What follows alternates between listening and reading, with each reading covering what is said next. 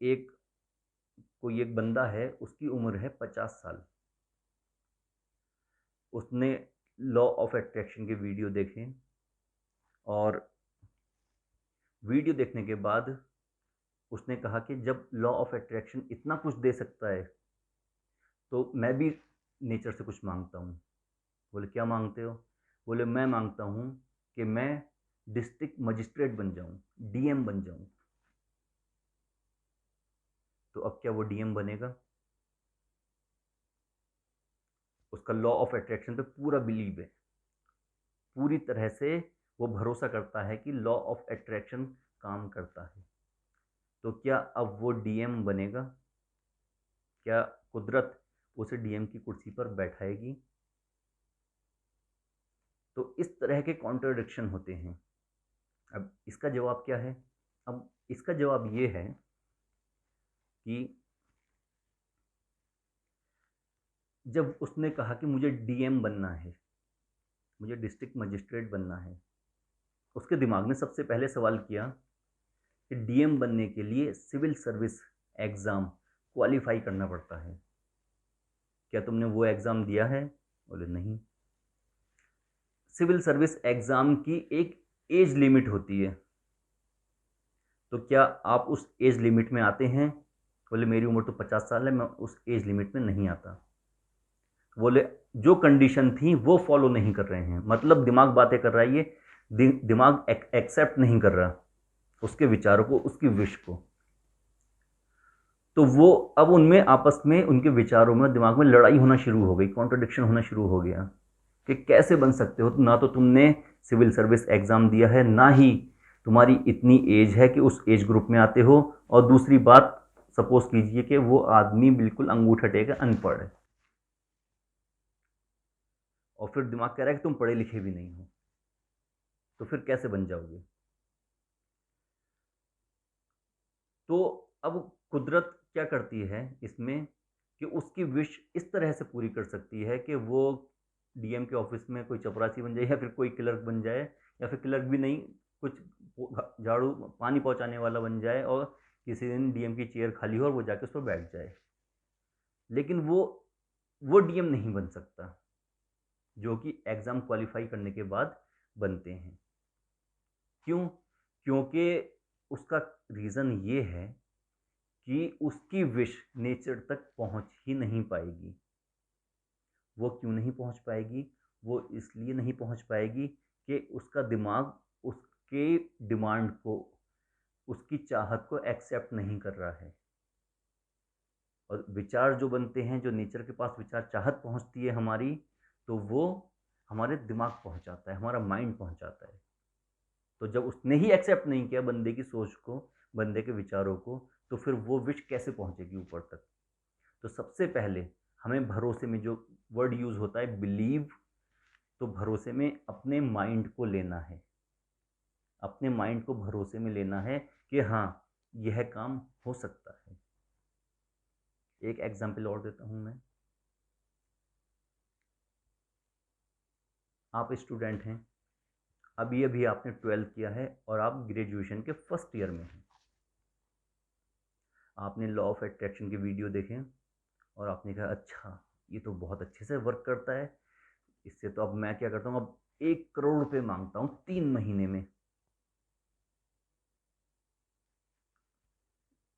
1 करोड़ रुपए 3 महीने में चाहिए मुझे।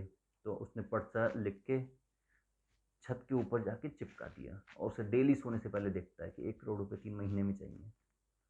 लेकिन उसका दिमाग, उसका माइंड उससे सवाल कर रहा है, वो अपने माइंड को भरोसे में नहीं ले पाया। उसका माइंड उससे सवाल कर रहा है कि ना तो तुम जॉब करते हो, ना ही तुम्हारा बिजनेस है, ना ही तुम्हारे पापा का बिजनेस है, ना ही पापा आपके बहुत बड़े ऑफिसर हैं, और अगर आप अपनी बात कर रहे हो तो आप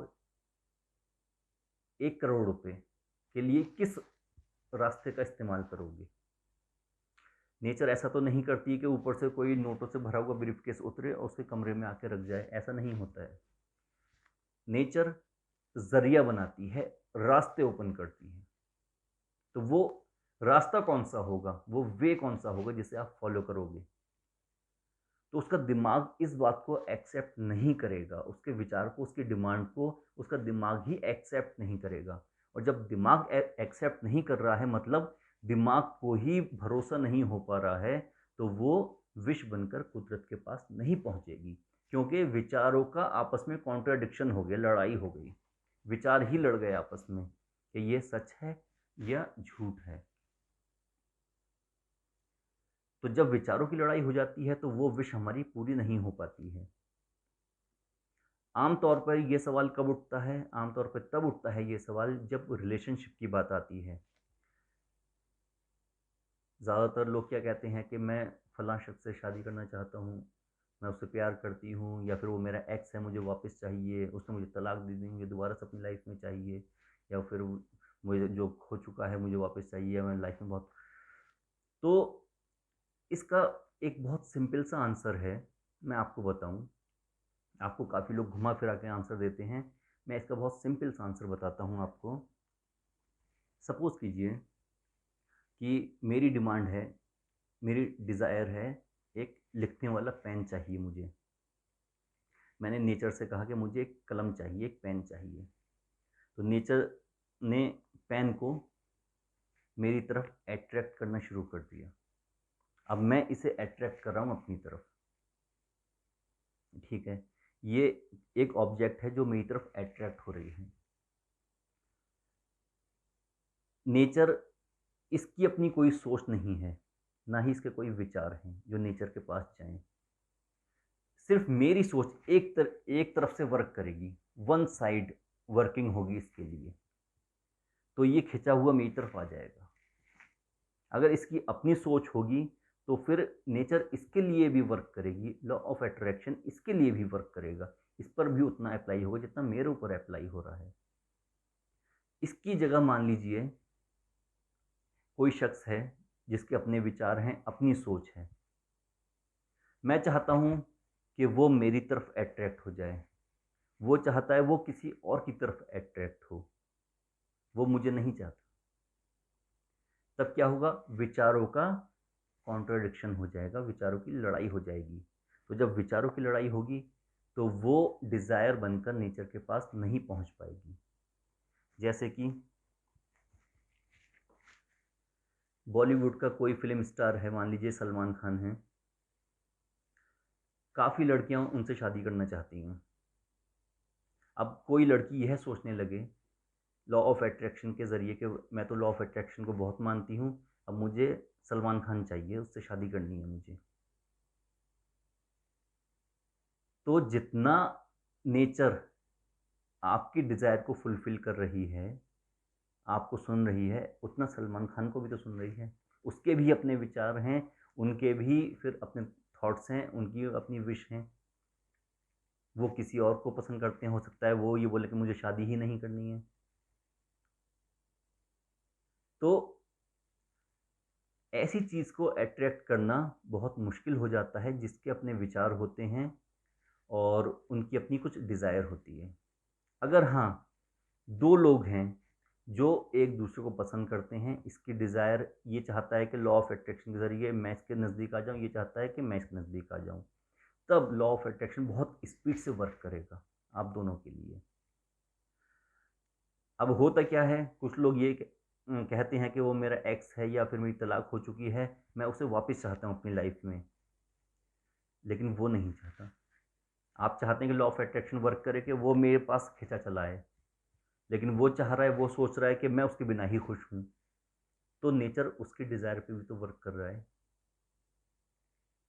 जितना आप उसके पास जा रहे हैं, नेचर उसे आपसे उतना दूर भी लेकर जा रहा है। दोनों तरफ से वर्क हो रहा है। तो इस तरह से जब विचारों में कॉन्ट्रडिक्शन होता है, जब विचारों की लड़ाई होती है आपस में, और हमारा माइंड हमारी डिज़ायर को एक्सेप्ट नहीं कर पाता है, तब वो विश हमारी फुलफिल नहीं हो पाती है। इसके लिए हमें करना क्या होता है? हमें करना ये है कि अपने माइंड को भरोसे में लेना है, अपने माइंड को बिलीव कराना है कि यह चीज़ फुलफिल हो सकती है। वो कैसे करना है, वो मैं आपको बताता हूँ।